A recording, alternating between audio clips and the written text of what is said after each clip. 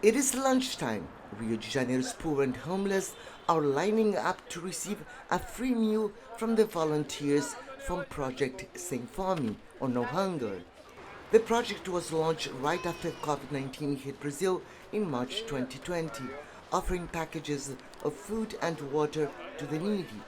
Although the pandemic has subsided, the number of people asking for food has risen.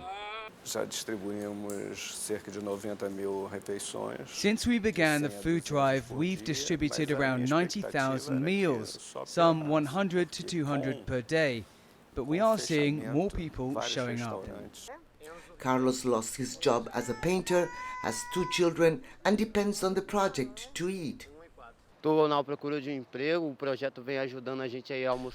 can't find work, and this project is helping us with at least 1 meal per day, and sometimes they also bring clothes. This has been going on for more than a year now.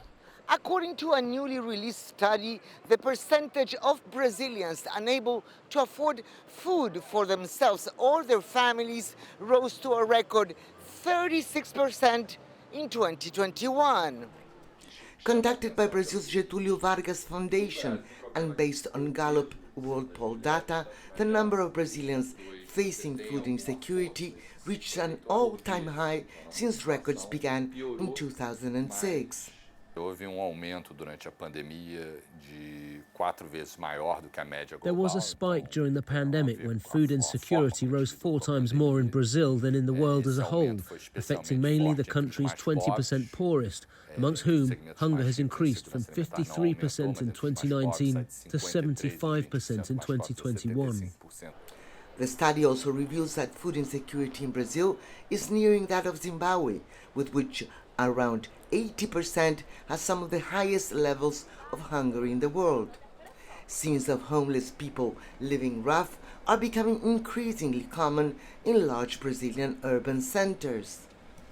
And while the government's aid of around $80 per month to those facing poverty is now permanent and benefiting some 18 million families, the number of people experiencing food insecurity is much higher. We are talking about more than 1/3 of the country's population.